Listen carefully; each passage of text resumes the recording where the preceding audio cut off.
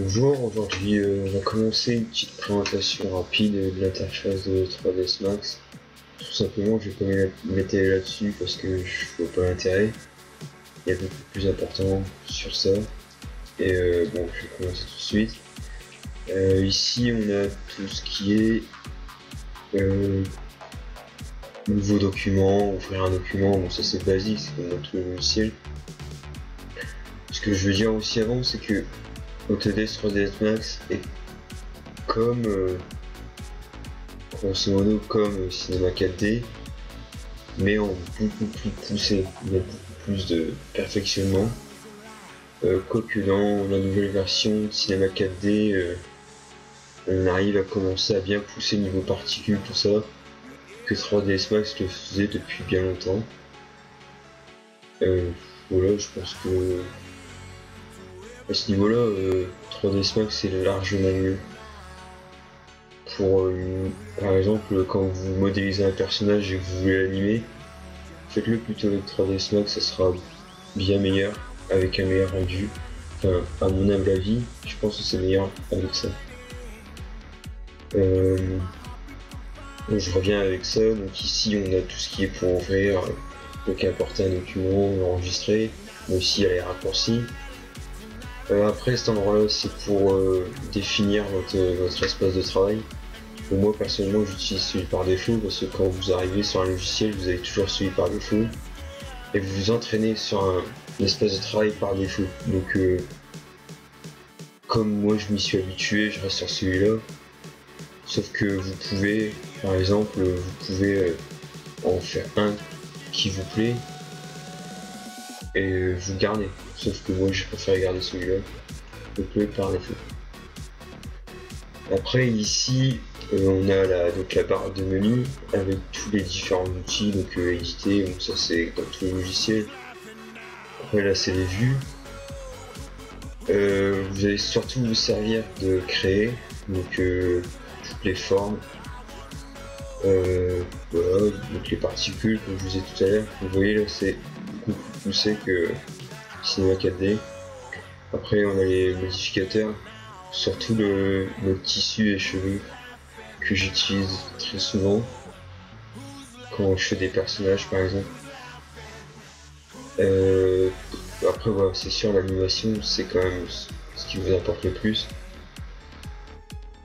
Bon, moi après le rendu bon c'est évident, moi je me considère pas comme un expert 3ds Max, donc je vais faire en sorte de vous apporter ce qu'il y a de mieux. Donc voilà, enfin je vais faire de mon mieux pour vous expliquer au mieux ce logiciel. Ensuite ici donc, on a la toolbar, donc la barre d'outils en beaucoup plus clair donc avec des raccourcis. Donc ici on a tout ce qui est sélection d'objets. Par exemple ici voilà c'est pour sélectionner un objet ici de même. Ici c'est pour sélectionner un nom. Là aussi c'est pour là c'est une sélection au clic, là c'est une sélection par encadré. Là ici bon je m'en sers jamais, sincèrement je vous dis je m'en sers jamais. Je vois pas l'intérêt de faire un saut. Après on a une sélection, donc ça c'est quand vous créez un objet, c'est pour vous déplacer dans l'espace en fait.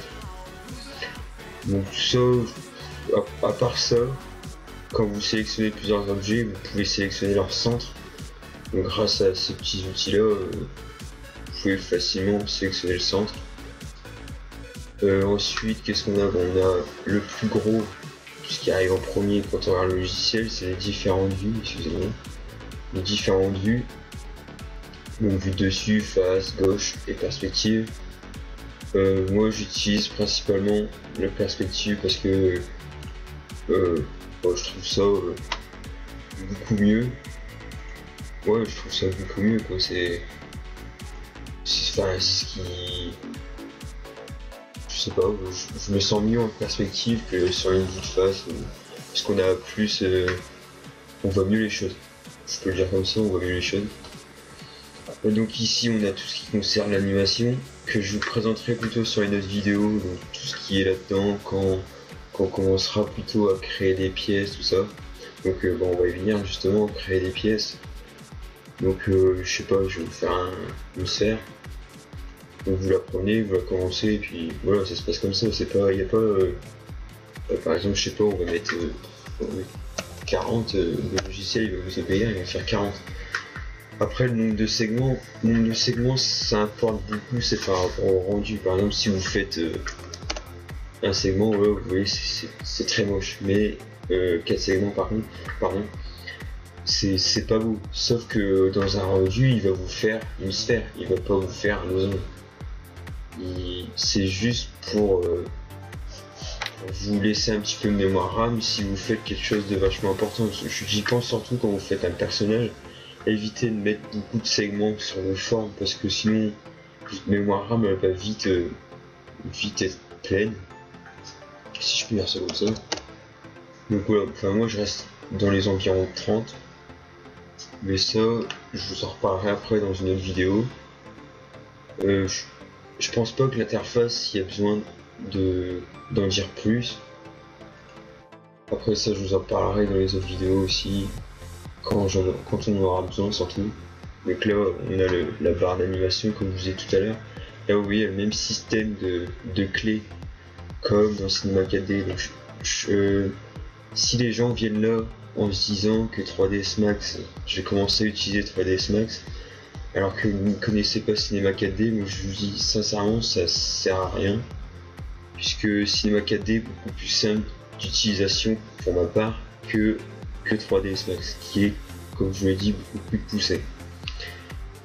Donc voilà, je pense vous avoir à peu près tout dit, je vais pas m'étaler là-dessus, c'est pas quelque chose de très important, j'aurais pu le faire par écrit, mais j'aurais pu le faire par écrit sur mon site, d'ailleurs sur mon site que je vais laisser en lien en bas de la description.